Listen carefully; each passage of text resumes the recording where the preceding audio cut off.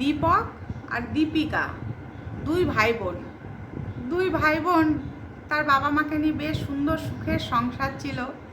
তা হঠাৎ করে একদিনকে মায়ের কি একটা রোগ ধরা পড়লো, তারপরে কিছুদিনের মধ্যে মা মারা গেল।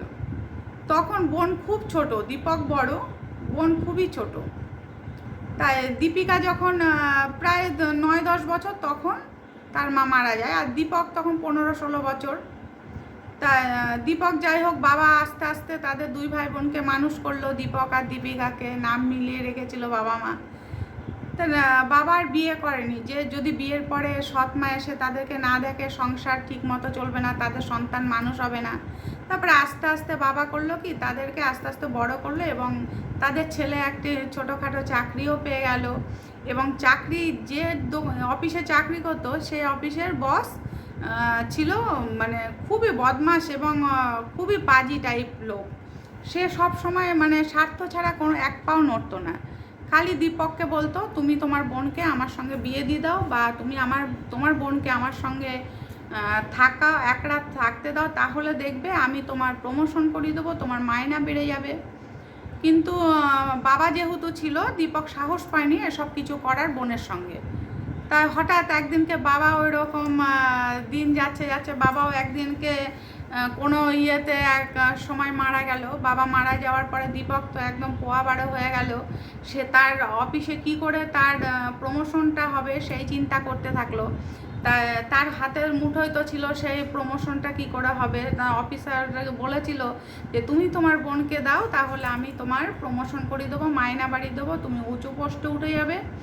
তখন দীপক করলো কি, যে তার বোনকে বললো যে বোনু তুই এক কাজ কর, আমার যে বস আছে সে তোকে বিয়ে করবে বলছে, তুই এক কাজ কর, বিয়ে কর, তাহলে আমারও প্রমোশন হবে, তোরও ভালো ঘরে বিয়ে হবে, আমরা ভাই বোন বেশ ভালো থাকতে পারবো বল। তখন বলল বোন, দাদা তুই এরকম বলছিস, তোর অফিসের বস কত বয়স বলতো? আমার বাবার বয়সই তোর অফিসের বস, সে যদি আমাকে বিয়ে করে তুই পারবি আমাকে বিয়ে দিতে?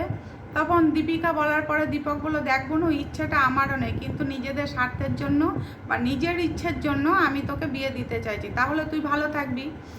এবার দাদা যখন বোন বললো না আমি বিয়ে করব না ওরকম লোকের সঙ্গে, তাতে তোর প্রমোশন হোক আর না হোক, আমি আমার জীবন ওরকমভাবে নষ্ট করতে পারবো না, তারপরে আমার বয়স এখনও 18 বছর হয়নি, আমি এখন বিয়ে করব না। আর বাবা যতদিন ছিল কই ততদিন তো তুই বলার সাহস পাইনি, আর বাবা যে মারা গেছে অমনি তুই এসব কথা বলছিস।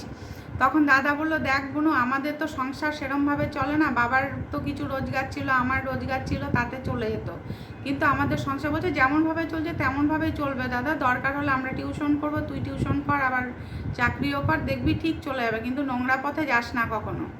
কিন্তু দাদা কিছুতেই শুনলো না। তারপরে দাদা বিয়ে করলো। বিয়ের পরে বউ এমন হলো, বউও কিন্তু বৌদি যে ননদের সাপোর্ট নিল না, সে তার বরের সাপোর্টে নিল, কেননা বরের প্রমোশন হবে বলে কথা। তখন মেয়েটি করলো কি, একদিনকে পালিয়ে গেল, যে যখন দেখলো যে তারা জোর করে বিয়েই দেবে, দাদা বৌদি মিলে তখন একসঙ্গে জোট বেঁধেছে, সে একা হয়ে গেছে। তখন সে তার বান্ধবীকে বললো, দেখ বন্ধু, এরকম এরকম ব্যাপার, আমি কি করি এখন, আমি কোথায় যাই? তখন বললো, ঠিক আছে, তোর কোথাও যেতে হবে না, তুই আমার বাড়িতেই থাকবি, তুই চলে আয়। তখন বান্ধবীর বাড়িতে সে গেল। বান্ধবীর বাড়ি যাওয়ার পরে এবার কিছুদিন যাওয়ার পরে সেখানে থেকে পড়াশোনা করলো। এবার দীপক তার বিয়েটা দিতে পারলো না।